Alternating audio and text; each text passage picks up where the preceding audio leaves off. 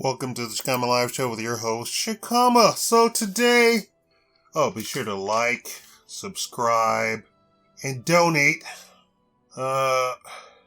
Christmas and my birthday are really close together, so if you're going to donate, then now would be the time to do it. Today we're doing 10 characteristics of a good woman for a wife. There are plenty of women in the world. They're not all wife material. There are plenty of women, very few ladies. Now, if you get offended by this list, remember that most women today don't even believe in being a wife. And when I say most, I mean mostly, the people on the left. They're very against wife, very against mother, very against it. So, this should not really be anything that they would click on, right? Here we go. Number 10. She is financially responsible. She must have a 700 or better credit score and no debt, or only have student debt and a job that pays more than enough for it, all right? And when I say she must have a 700 or better credit score, I'm being serious. So no bad credit, no fair credit. She should have what is called good credit. Number 9, she must not have aspirations of having a career. Let me be very clear on this. We're talking about a woman that you are going to get married to and have children with. We're not talking about a woman. We're not talking about a random woman walking down the street.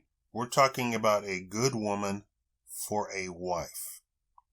Hands down, a career woman makes a terrible and temporary wife. They only marry because they think it's what they should do. But after a while, they divorce to concentrate on their career. In fact, I believe it is the number one reason for divorce right now. Number 8, she must not have had more than 2 boyfriends ever. And that's pushing it. If you can find one that had no boyfriends and didn't sleep around, because now having a boyfriend doesn't mean that you didn't sleep around. So you gotta qualify that, right? You have to be very specific. Did you sleep with anybody? And I'm talking even one guy is pushing it. So yes, you're looking for a virgin. That has always been the standard for thousands of years, hasn't it, right? I think they were onto something, not just because it's a thing, but because it actually meant something. And here's the reason.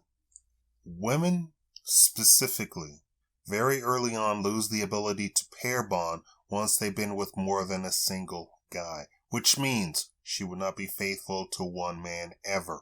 Once she has had a taste, and that's no pun intended, of men, that sort of lifestyle never goes away with her. Now, you're going to get some women say, well, I had 10 boyfriends and I'm A-okay. Are you being honest with yourself? You don't have to be honest with me. Are you being honest with yourself? You sure you don't? You sure you haven't, Anyway, let's not get into that. Number 7. She must be a homemaker. That is cooking and cleaning and living on a budget. This would be your wife, not someone else's wife, your wife. As much as the modern women believe women should not cook and clean, or that the man should cook and clean, that is not wife material. Any sort of notion that you as a man of the house should cook and clean is immediate grounds to dismiss her.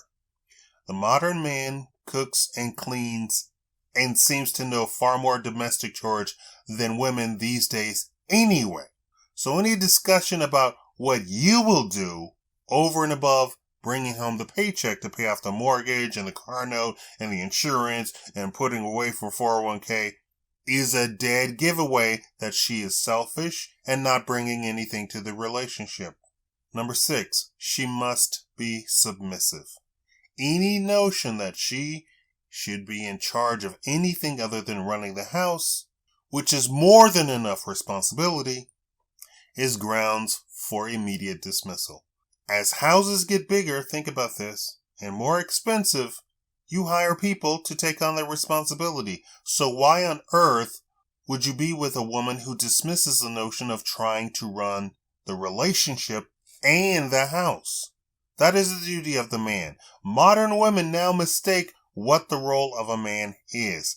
There is literal books and talk shows having to tell women what to let the man be a man, right?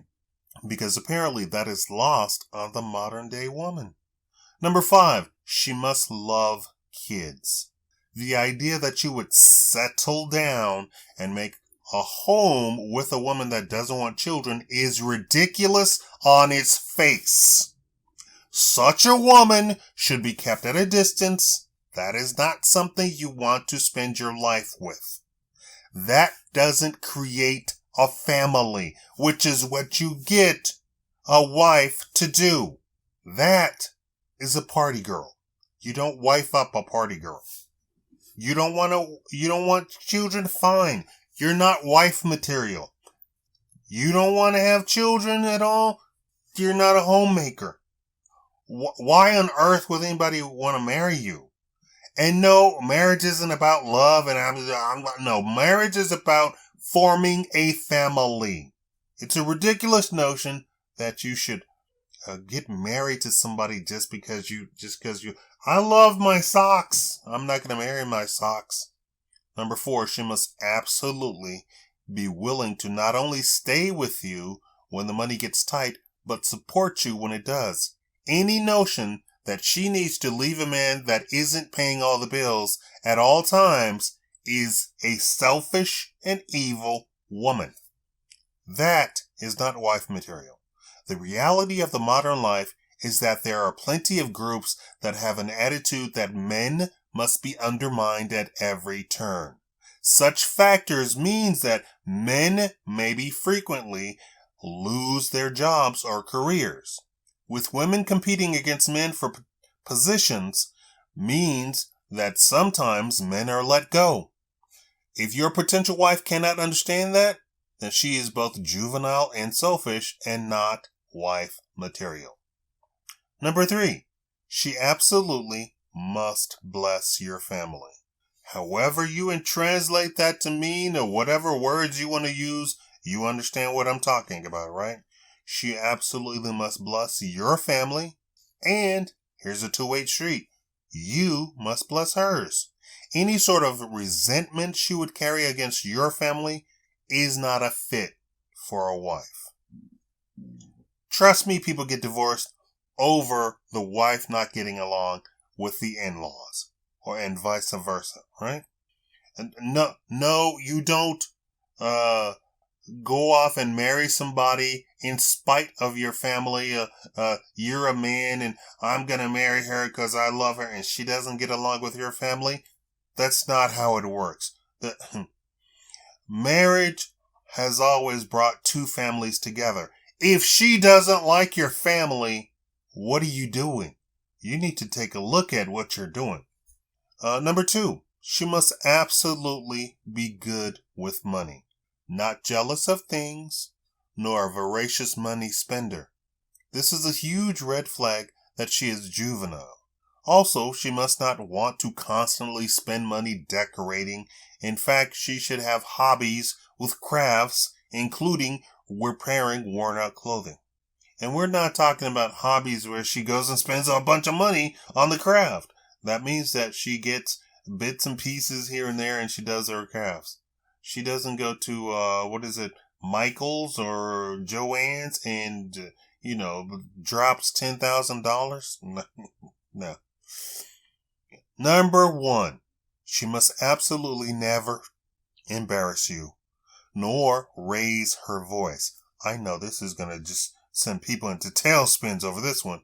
This is the quality of a lady. There are plenty of women in the world, very few ladies.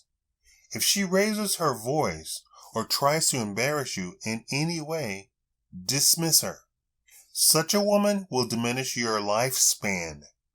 That's how serious this is. What do I mean? Let me repeat that. If she nags, if she yells at you, if she screams, if she creates drama with you, that reduces how long you actually live as a man. Do you understand how important that is? And when I say she doesn't raise her voice, I literally mean she doesn't raise her voice. We're talking about wife material. We're not talking about girlfriend material. We're not talking about side chick material. We're talking about wife material. Somebody that you're going to stop, forsake everybody else for, understand what's going on, forsake everybody else for, and settle with her. That's the whole notion of what a wife is, right? So ladies, make sure you understand how important this situation is. So if I say you shouldn't raise your voice, I'm talking about you shouldn't raise your voice. If you're a lady, you don't raise your voice anyway, because ladies don't raise their voices. If you don't want to be a lady, that's fine. You are very free to go and be whatever type of woman that you want to be. But as far as I'm concerned, only a lady should get married. Men should only marry ladies. If you're screaming and doing all this drama and you every time you look around there's some sort of argument, no, not wife material. That's how serious it is. That includes at home. No arguments at home. No arguments in public. No raising your voice, ever. Your word, men, is the final word of the relationship. If there is any objection to that, dismiss her immediately. Part 2 of this, of never embarrassing you, is that she must dress modestly whenever she steps out of your bedroom. That includes in front of the kids. That's what that means. Dressing provocatively is a sign that she is on the prowl.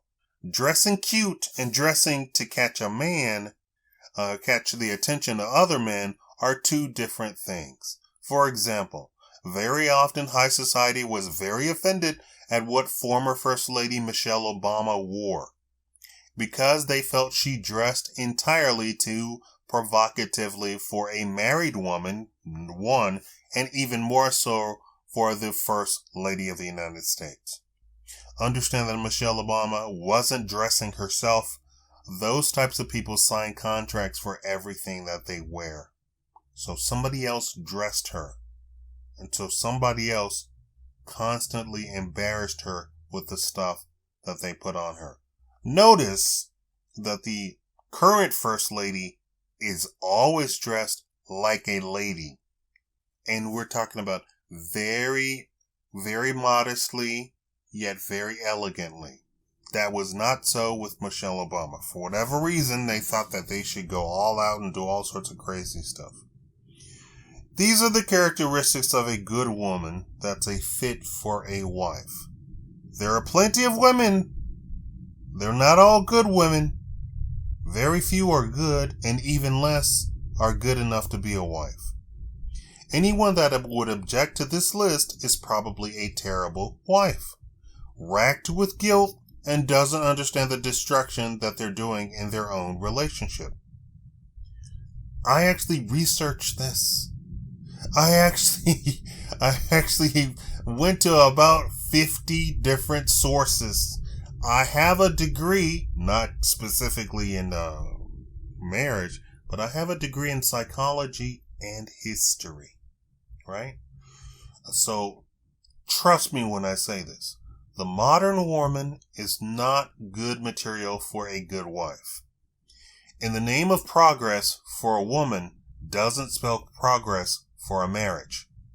And if men would absolutely not stand for any woman less than this list, you would see immediately drop in a divorce rate, because so many men settle for so much less. A wife and a mother needs to be elevated back to its former status as the most important thing in a man's and woman's life. This notion, that means that it should be as important to the man, and the woman or the lady should consider herself as important as they were before. Now, Being a mother is a 4-letter word. Being a wife is a 4-letter word in the eyes of the progressive left, right? This notion that a wife and mother is menial labor is ridiculous. Meanwhile, they moan about how little teachers are paid, but then turn around and insult wives and mothers. Think about that for a second. They literally have a party plank on the left that says, oh, we should pay teachers more. Teachers are so important in their life. How much more is a wife and a mother? How much more important is that over a teacher? You're the first teacher and you're the last teacher, because a teacher comes and goes. You as the mother, you're there for life. You as the father, you're there for life. You're the first and the last teacher. The buck stops there, right? So you should not only aspire to be a mother, a wife and a mother, but aspire to being a good woman, good wife, right? Good mother. Thank y'all for watching. Like I said, please click on the like button. Have a nice day.